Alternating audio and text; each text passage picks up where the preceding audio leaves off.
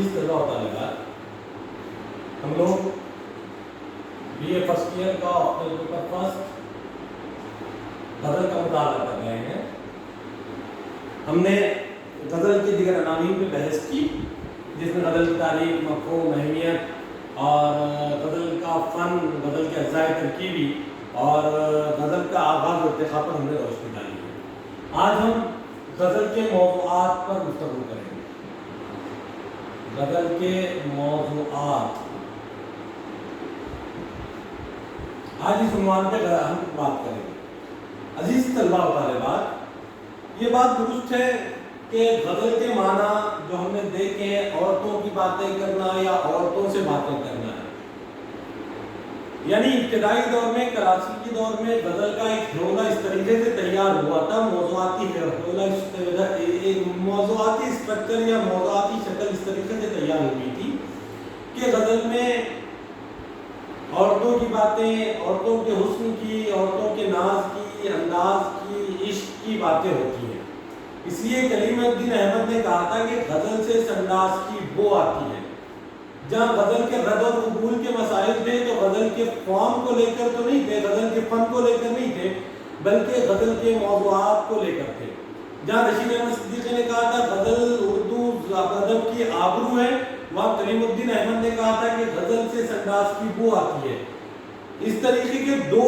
انتہائی درجے کے اسٹیٹمنٹ، دو انتہائی درجے کے نظریے، ایک کہتا ہے غزل اردو ادب کی آبرو ہے، کیوں ہے، اس کی بڑی وجوہات انہوں نے بیان کی، اور دوسرا نقاد کہتے ہیں کہ غزل سے اس انداز کی بو آتی ہے، اسے اردو ادب سے نکال دینا چاہیے۔ یہ دو جو نظریے سامنے آئے، بہرحال ان دونوں کی رد و قبول کے درمیان میں رشید احمد صدیقی کا قول غزل کے اوپر بہت ہی سٹیک اور بہت ہی اچھے طریقے سے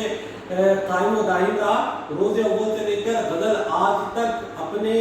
فنی لوازمات کے ساتھ، موضوعات کی وسعت کے ساتھ، اپنے پیراہم کو بدلتے ہوئے، اپنے پیرائے کو بدلتے ہوئے، موضوعات کی وسعت کے ساتھ آج تک لکھی، کہی، پڑھی، سنی جا رہی ہے۔ غزل نے ہر شعبہ حیات کو متاثر کیا۔ اگر یہ جملہ میں کہہ دوں تو ابتدائی دور میں جو غزلیں تھیں، جو کہ صرف حسن و عشق کے بیان پر تھی، جس میں عاشق اور معشوق کا تذکرہ ہوتا تھا، جس میں رقیب جیسی روایتیں موجود تھی، اس کے بعد اگر یہ کہا جائے غزل حیات کی ترجمانی کرتی ہے، زندگی کی ترجمانی کرتی ہے، تو تھوڑا سا غلط محسوس ہوتا ہے۔ کیونکہ ہم جو پچھلے کلاسیکی شعراء کو دیکھتے ہیں، کلاسیکی شعراء کے پاس غزل کا جو ابتدائی نظریہ تھا، غزل کا جو ابتدائی موضوعات تھے، اور یہ موضوعات ہی موضوع بحث رہے کہ غزل کو قبول کیا جائے یا غزل کو رد کیا جائے۔ غزل کا فارم میں وہ وسعت تھی کہ یہ ہر موضوع کو ضم کر رہی تھی۔ اس کے باوجود ماقبل آزادی تک ماقبل آزادی تک یا ترقی پسندوں کے آنے تک یہ رہا۔ اردو میں ترقی پسند تحریک کے وجود میں اگر آپ اور ہم دیکھتے ہیں، مطالعہ کرتے ہیں، تو ہم کو معلوم ہوتا ہے کہ غزل پر سب سے زیادہ زد اگر کسی نے کیا ہے، غزل کو سب سے زیادہ رد کسی نے کیا ہے تو ترقی پسند ہے، ترقی پسند ہے۔ ان کا کہنا تھا کہ غزل کے اندر یہ وسعت ہی نہیں ہے کہ یہ زندگی کے موضوعات کو شامل کر سکیں، یہ زندگی کے مسائل کو بیان کر سکتے، یہ عام آدمی سے، عام قاری سے، عام سامع سے جڑ سکیں۔ غزل صرف مداد قلبی کا بیانیہ ہے، یہ صرف ان لوگوں کے لیے موضوع ہے جو عشق میں اور حسن پرست ہیں، جو عشق میں ناکام ہو گئے، جو محبوب کے پلوں سے بندھے ہیں، جو اپنے محبوب کی تعریف اور خیالی پلاؤ کے اندر اپنے آپ کو بہت زیادہ تخیل میں کھوئے رہنا چاہتے ہیں، ایسے لوگوں کے لیے غزل ہے۔ غزل ایسے لوگوں کے لیے نہیں جو پریکٹیکل لائف میں جینا چاہتے ہیں، جو تجربات کے اساس پر کھڑے ہونا چاہتے ہیں، جو سائنسی فکر اور سائنسی اساس کو بنیاد بنا کر اپنے خیالات اور افکارات اور تخیلات کو ادب کے اندر پیش کرنا چاہتے ہیں، ایسے لوگوں کے لیے غزل نہیں ہے۔ یہ ترقی پسندوں کا ماننا تھا، اور ترقی پسند جو ادب کے ذریعے سے ابلاغ کا کام لینا چاہتے تھے، ادب کے ذریعے سے تبلیغ کا کام لینا چاہتے تھے، ادب کے ذریعے سے قوم، ملت میں اور معاشرے میں اور سماج میں میسیج دینا چاہتے تھے، وہ غزل کے فارم کو میسیج کے طور پر قبول نہیں کر پا رہے تھے۔ اس لیے ان لوگوں نے سب سے زیادہ ترقی پسندوں نے 1936 کے بعد غزل کو رد کیا. یعنی یہ بات صحیح سامنے آتی ہے کہ غزل کا رد و قبول ہونا، غزل کو انکار میں رکھنا، غزل یا قبول کرنا، یہ غزل کے موضوعات کی وجہ سے تھا. غزل کا رد و قبول کی بنیادی غزل کے موضوعات تھے.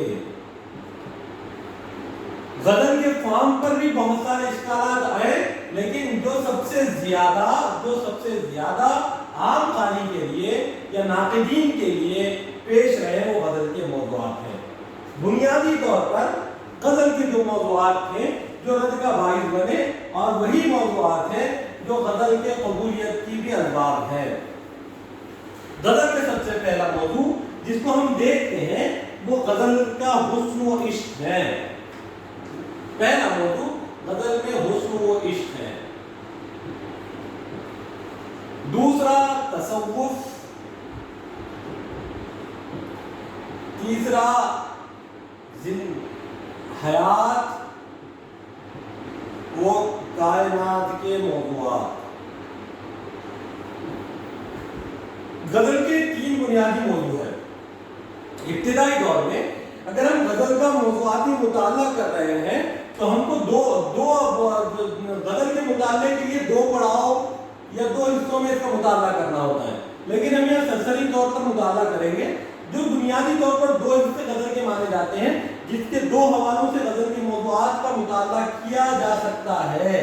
ایک کلاسیکی غزل اور اس کے موضوعات، دوسرے جدید غزل اور اس کے موضوعات. اگر ہم غزل کے موضوعات کا تفصیلی جائزہ لیں تو ہم کو یہ فرق محسوس ہوگا کہ کلاسیکی غزل جو کہ غزل کے ابتدائی دور سے لے کر ما قبل آزادی کے زمانے تک جو غزل کو شعراء تھے جن لوگوں نے غزل کے اندر روایتی انداز میں حسن و عشق کو اور تصوف کو موضوع بنایا، ایسی غزلیں کلاسیکی غزلیں ہیں. اور جو آزادی کے بعد ترقی پسند تحریک کے اردو ادب میں آغاز کے بعد ترقی پسند تحریک کے یکسر غزل کو مسترد کر دینے کے بعد غزل کے موضوعات میں جو تبدیلیاں ہوئی، جو انقلابی تبدیلیاں رونما ہوئی، جب غزل حیات اور کائنات سے گفتگو کرنے لگی، انسان کے نجی مسائل کو شعوری طور پر غزل نے جب موضوع بنایا تو ایک نئے رنگ کی غزل سامنے آئی جو جدید غزل کہلائی. اجمالی طور پر اگر ہم دیکھتے ہیں تو یہ معلوم ہوتا ہے کہ غزل جیسے قصیدے کی تشبیہ یا نصیب سے نکل کر فارسی میں آئی اور فارسی سے اردو ادب میں داخل ہوئی، اور اردو ادب میں غزل نے جس طریقے سے اپنے موضوعات کے آہنگ کو، موضوعات کے ڈھنگ کو پیش کرنے کا سلیقہ پیش کیا، یہ غزل کی کامیابی کی سب سے بڑی ضمانت رہی ہے. اور غزل کے موضوعات میں ہی ایک تو غزل کا فارم جو کہ ایک شعر میں 2 مصرعوں میں مکمل طور پر اپنی بات کو بیان کر دینا، یہ غزل کے کامیابی کی سب سے بنیادی وجہ نہیں ہے. دوسرے غزل کے موضوعات کو غزل کے 2 مصرعوں میں اس سلیقے سے پیش کرنا کہ قاری اور سامع اس 2 مصرعوں کے اندر اپنے دل کی بات، اپنے خیالات، اپنے افکارات، اپنے تجربات، اپنے احساسات اور اپنے محسوسات کو مکمل طور پر جان لے، یہ غزل کا حسن رہا. جب غزل نے کلاسیکی دور سے نکل کر جدید دور میں بھی آئی تو اپنے فارم اور اپنی موضوعات کو وسعت کے باوجود، موضوعات کے وسعت کے باوجود اپنی کمیت میں جمیت کے بیانیہ کو ختم نہیں کیا. یہی وجہ ہے کہ غزل نے جتنے سارے موضوعات، حسن و عشق کا بیان، تصوف کا بیان، حیات و کائنات کے موضوعات سے گفتگو کی، یعنی ہر زمانے میں زمانے کے مزاج کے بدلتے کے ساتھ ساتھ، قاری و سامع کے مزاج کے بدلنے کے ساتھ ساتھ، تاریخ سائنسی اور تاریخی رد و بدل اور بہت بڑی تبدیلی کے ساتھ ساتھ اپنے اندر بھی وہ وسعت پیدا کی کہ غزل حسن و عشق کی گلیوں سے نکل کر، صوفی و ملا کے داروں سے نکل کر انسان کے عام گلی چوباروں کے موضوعات کو غزل نے اپنے اندر سمو لیا، اور یہ غزل کی خوبصورتی کا اور کامیابی کی سب سے بڑی مدار تھا کہ غزل نے اپنے دامن کو وسعت دی، اور وہ رد و قبول کے جو غزل پر الزامات تھے، قبولیت کا درجہ دینے والے جو موضوعات کو باندھے بیٹھے تھے، یا رد کرنے والے جن موضوعات کی بنیادوں پر غزل کو رد کرتے تھے، غزل نے ان بنیادوں کو ڈھہ دیا اور اپنے اندر وہ وسعت پیدا کی، اپنے دامن میں وہ وسعت پیدا کی، جہاں پر میر تقی میر جیسا حسن پرست عشق پرست شاعر پتا پتا بوٹا بوٹا حال ہمارا جانے ہے، جانے نہ جانے گلی نہ جانے باغ تو سارا جانے ہے، ایک ہی شعر میں عشق اور عشق مجازی اور تصوف کے پہرایوں کو بیان کر جاتا تھا، وہیں پہ غالب غزل کے اندر ایک ایسا شعر کہ ایسی جنت کا کیا کرے کوئی جس میں لاکھوں برس کی حوریں ہوں، یعنی ایسی طنز و مزاح کا ایک ایسا پہرایا جو غزل کے موضوعات کو، غزل کے آہنگ کو، غزل کے اندر فلسفیانہ پیکر کو داخل کر دے۔ غالب جیسی شخصیت نے یا مومن کو مومن کا یہ شعر عشق مجازی سے نکل کر عشق حقیقی کے اس پہرائے کو پہنچ جاتا ہے کہ آدمی سوچنے پہ مجبور ہو جاتا ہے کہ غزل نے کس وسعت کے ساتھ اپنے آپ کو بیان کیا کہ تم میرے ساتھ ہو گویا جب کوئی دوسرا نہیں ہوتا۔ ہاں کہ شاعر تو وہ کہہ رہا ہے کہ میرے محبوب تم میرے، یعنی عشق کا ایک پیرایا مومن نے پیش کیا، میر نے پیش کیا، غالب نے پیش کیا، اور غالب نے جو وسعتیں بخش کی، اسی وسعتوں کو علامہ اقبال جیسی شخصیت نے آ کر زمانے سے آہنگ کیا، اور علامہ اقبال نے جو کہ نہیں تیرا کوئی نشے من قصر سلطانی کی گنبد پر تو شاہی ہے بسیرا کر پہاڑوں کی چٹانوں پر، جو غزل کے ذریعے سے نوجوانوں میں پیغام بری کا کام اقبال نے کیا، اور